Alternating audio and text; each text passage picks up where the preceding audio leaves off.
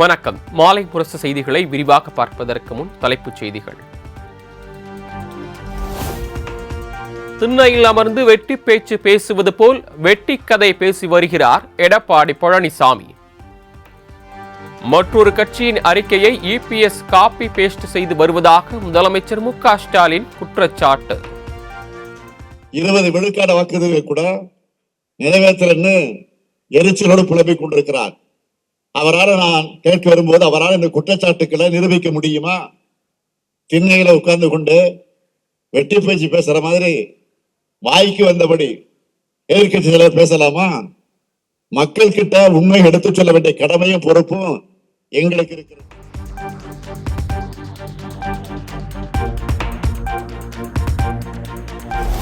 தமிழ்நாட்டை பற்றாக்குறை மாநிலமாக மாற்றியது அதிமுக அரசுதான் என முதலமைச்சர் மு.க. ஸ்டாலின் குற்றச்சாட்டு. 10 ஆண்டு காலமாக ஆட்சி செய்த அதிமுகவினர் பதவிக்காக மட்டுமே டெல்லி சென்றதாகவும் விமர்சனம். 2013ஆம் ஆண்டு முதல் பற்றாக்குறை மாநிலமாக ஆக்கினது அதிமுக அரசு. 2017-19 ஆண்டுகள்ல இந்தியாவிலேயே அதிக அளவு வருவாய் பற்றாக்குறை மாநிலமா தமிழ்நாட்டை தத்தளிக்க விட்டாங்க. இப்படிப்பட்ட இக்கட்டான நெருக்கடியில தான் தமிழ்நாட்டை நாம் மீட்டு இருக்கிறோம். இத்தனைக்கும் அதிமுக ஆட்சி காலத்துல அவங்க முதுகு வளைஞ்சு சேவை செஞ்ச அவங்களுக்கு இணக்கமான ஒன்றிய அரசு இருந்துச்சு. அப்பவும் எதையும் கேட்டு பெறல, பதவிக்காக.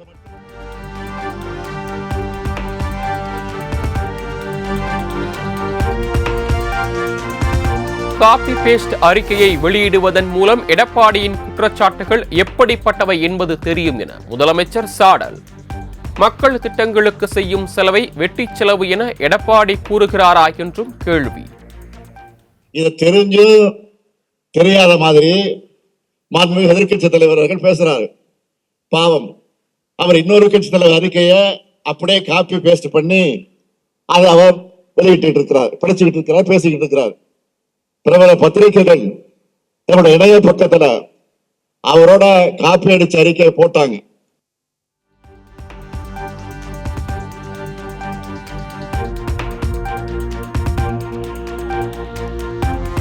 ஐந்து வாக்குறுதிகளில் 389 வாக்குறுதிகளை நிறைவேற்றியுள்ளதாக முதலமைச்சர் மு.க. ஸ்டாலின் பேச்சு. மீதமுள்ள 116 வாக்குறுதிகள் விரைவில் நிறைவேற்றப்படும் எனவும் உறுதி. 505 எல்லாம் கவனிங்க, கொடுத்த வாக்குறுதிகள் திமுகவுடைய தேர்தல் அறிக்கையில கொடுத்த வாக்குறுதிகள் 505 வாக்குறுதிகளை கொடுத்திருக்கிறோம். அந்த 505 வாக்குறுதிகள்ல 389 வாக்குறுதிகளை நிறைவேற்றி இருக்கிறோம். இது மிச்சம் இருப்பது எவ்வளவு? 116. ஆக இன்னும் 116.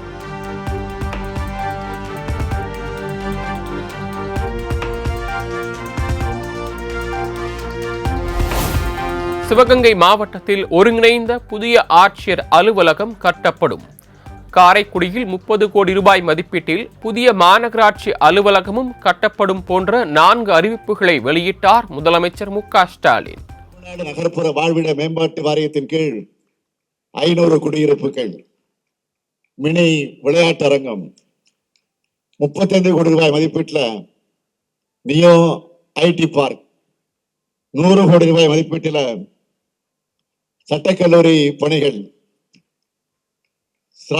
சிராவயல் கிராமத்தில் விடுதலை போராட்ட வீரர் தியாகி ஜீவானந்தம் நினைவு மணிமண்டபம், 62 கோடி ரூபாய் மதிப்பீட்டில் செட்டிநாடு வேளாண்மை கல்லூரி, நடைபெறும் கூட்டுக்குடிநீர் திட்ட பணிகள் விரைவில் நிறைவடைய போகுது.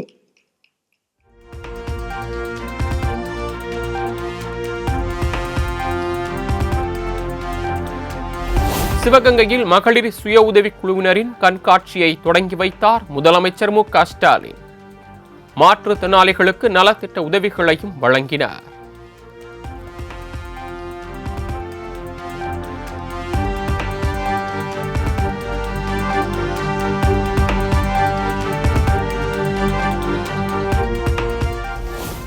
வணிகர்களுக்கு எப்போதும் ஆதரவாக இருக்கக்கூடிய அரசு திமுக என முதலமைச்சர் பேச்சு. அரசின் முயற்சிக்கு துணையாக இருக்கும் அமைப்பாக வணிகர் சங்கம் உள்ளது என்றும் புகழாரம்.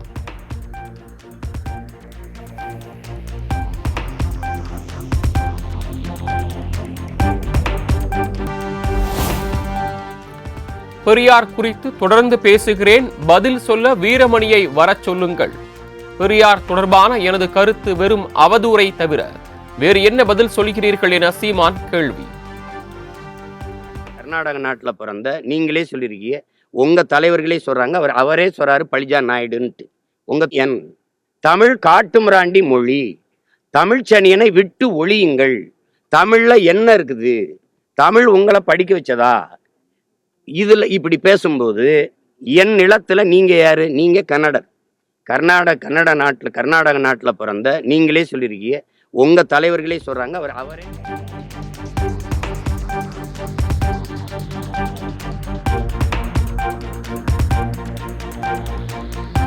அடிப்படையிலேயே பிழையானவர் பெரியார் என சீமான் குற்றச்சாட்டு. பெரியார் குறித்த எனது பேச்சுக்கான ஆதாரத்தை வழக்கு விசாரணையின் வரும்போது காட்டுவேன் என ஆவேசம். தேவையில்லை, எடுத்துட்டு போங்க, அவ்வளவுதானே.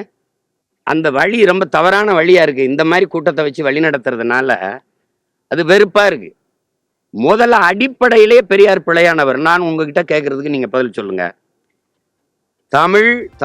தமிழர் அரசு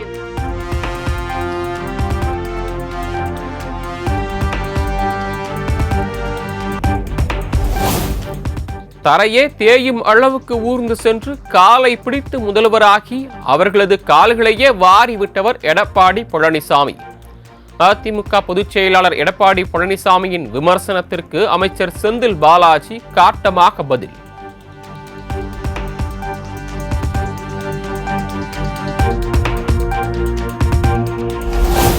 செங்கல்பட்டு மாவட்டம் திருப்போரூரில் பசுமை விமான நிலையத்தை வெற்றிகரமாக செயல்படுத்த முடியும் என அன்புமணி ராமதாஸ் கருத்து. ஏதோ சில காரணங்களுக்காக பரந்தூரில் விமான நிலையம் அமைக்க திமுக அரசு உறுதியாக உள்ளதாகவும் குற்றச்சாட்டு.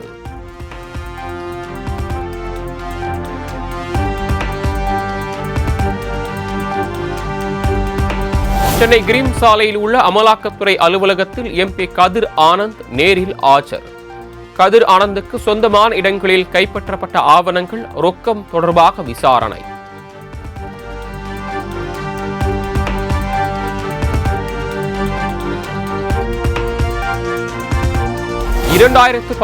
இடைத்தேர்தல் பிரச்சாரத்தின் போது கலவரத்தை தூண்டும் வகையில் பேசியதாக சீமான் மீது தொடரப்பட்ட வழக்கு. நேரில் ஆஜராவதிலிருந்து விலக்களிக்க முடியாது என சென்னை உயர்நீதிமன்றம் திட்டவட்டம்.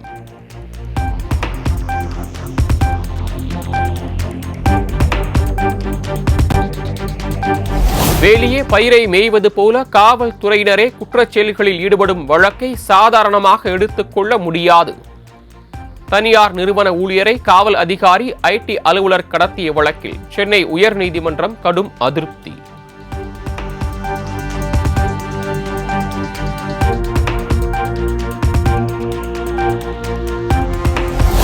போலீசாரால் சுட்டு பிடிக்கப்பட்ட பாம் சரவணனுக்கு தனியார் மருத்துவமனையில் சிகிச்சை அளிக்க கோரி தொடரப்பட்ட வழக்கு. பாம் சரவணனின் மருத்துவ அறிக்கைகளை தாக்கல் செய்ய காவல்துறைக்கு சென்னை உயர்நீதிமன்றம் உத்தரவு.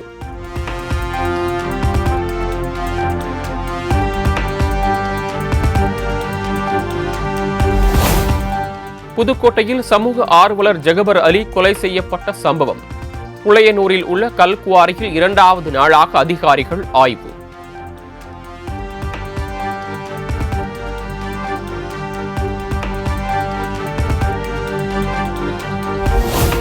ஈரோடு கிழக்கு தொகுதி இடைத்தேர்தல் நடத்தும் அதிகாரி மணிஷ் திடீர் மாற்றம். இடைத்தேர்தல் நடத்தும் புதிய அதிகாரியாக ஸ்ரீகாந்த் நியமனம்.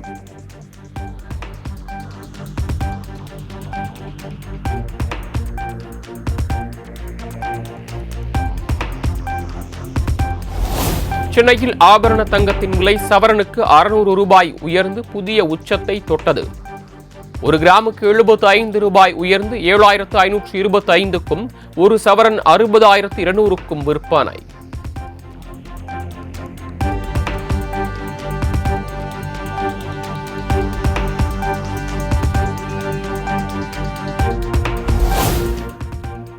நான் வழக்கு தொடர்ந்தால் சீமான் கட்சியே நடத்த முடியாது என RS பாரதி எச்சரிக்கை. சட்டப்படி நாம் தமிழர் பெயரை பயன்படுத்தக்கூடாது எனவும் அதிரடி. திமுகவில் சேர்ந்து திமுக மந்திரி ஆயிட்டார். அதற்கு பின்னாடி இன்னைக்கு ஃபோர்ஜரியா அந்த கட்சி பேரை வைத்துக்கொண்டு சட்டப்படி நான் கேஸ் போட்டேன்னு வச்சுக்க, உன் கட்சிக்கு பேரே இருக்காது. உன்னை பெரிய மனுஷனாக கூட அதில் எல்லாரும் சொன்னது போல அது என் கை கொஞ்சம் பாபத்தான கை.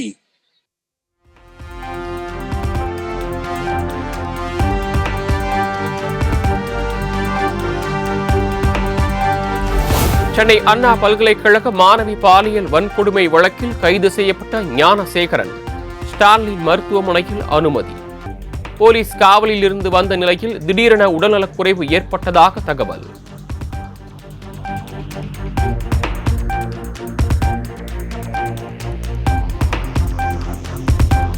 புதுச்சேரி ஆரியாங்குப்பம் பகுதியில் நடைபெற்ற அதிமுக நலத்திட்ட உதவிகள் வழங்கும் நிகழ்ச்சி. கூட்ட நெரிசலில் சிக்கி அதிமுக நிர்வாகி ஒருவர் உயிரிழந்த பரிதாபம்.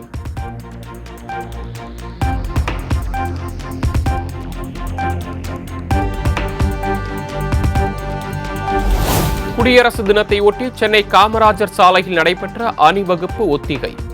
கலாச்சாரம் மற்றும் பாரம்பரியத்தை பறைசாற்றும் விதமாக அணிவகுப்பு நிகழ்ச்சி கோலாகலம்.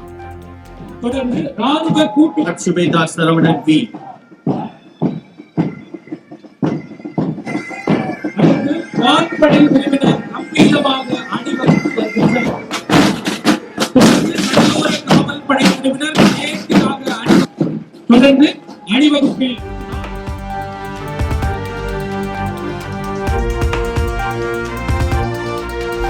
கள்ளக்குறிச்சியில் வீட்டில் வைத்து பாலினத்தை கண்டறிந்து கருக்கலைப்பு செய்த கும்பல். கையும் களவுமாக ஒருவரை பிடித்து காவல்துறையினரிடம் ஒப்படைத்த சுகாதாரத்துறை அதிகாரிகள்.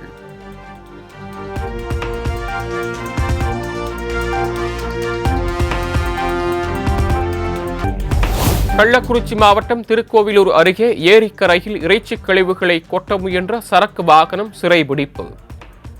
ஓட்டுநரை போலீசில் ஒப்படைத்து நடவடிக்கை எடுக்குமாறு பொதுமக்கள் கோரிக்கை.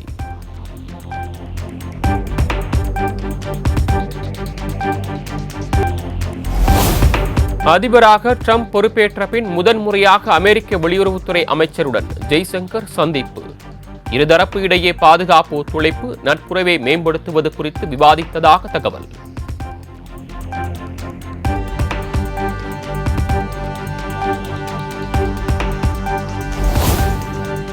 டெல்லியில் போட்டித் தேர்வுகளுக்கு தயாராகும் மாணவர்களுக்கு 15,000 ரூபாய் வழங்குவதாக பாஜக வாக்குறுதி. பெண்களுக்கு மாதந்தோறும் 2,500 ரூபாய், எல்கேஜி முதல் முதுகலை வரை இலவச கல்வி என ஏராளமான வாக்குறுதிகள் அறிவிப்பு.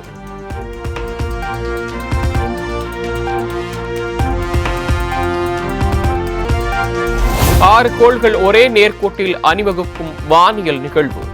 இன்று முதல் 4 நாட்கள் கண்டு ரசிக்க சென்னை பிர்லா கோளரங்கத்தில் சிறப்பு ஏற்பாடு.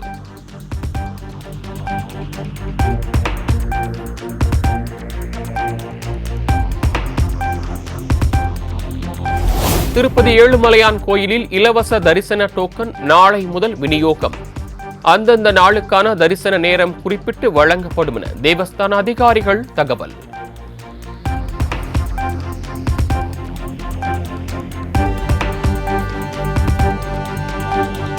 டெல்லி மற்றும் அதன் சுற்றுவட்டார பகுதிகளில் கடும் பனிப்பொழிவால் ரயில் விமான சேவை பாதிப்பு. இயல்பு வாழ்க்கை முற்றிலும் பாதிக்கப்பட்டுள்ளதால் மக்கள் அவதி.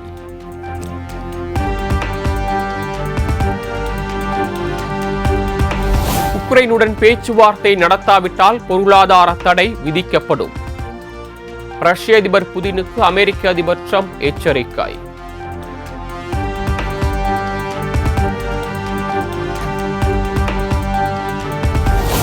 H-1B விசாக்களுக்கான ஆதரவை மீண்டும் உறுதிப்படுத்திய அமெரிக்க அதிபர் டொனால்ட் ட்ரம்ப்.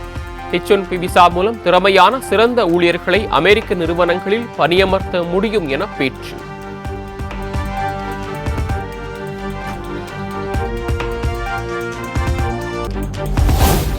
இந்தியா இங்கிலாந்து இடையிலான 5 போட்டிகள் கொண்ட T20 தொடர் இன்று தொடக்கம். வெற்றி பெறும் முனைப்பில் இந்திய அணி வீரர்கள் தீவிர பயிற்சி.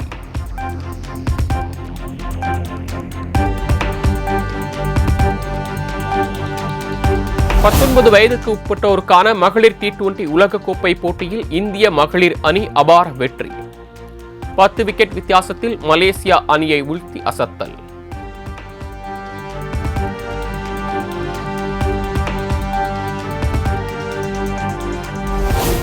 இந்திய கிரிக்கெட் அணியின் ஜெர்சியில் பாகிஸ்தான் பெயர் இடம் பெறாது. சாம்பியன்ஸ் டிராபி தொடரையொட்டி BCCI உறுதி.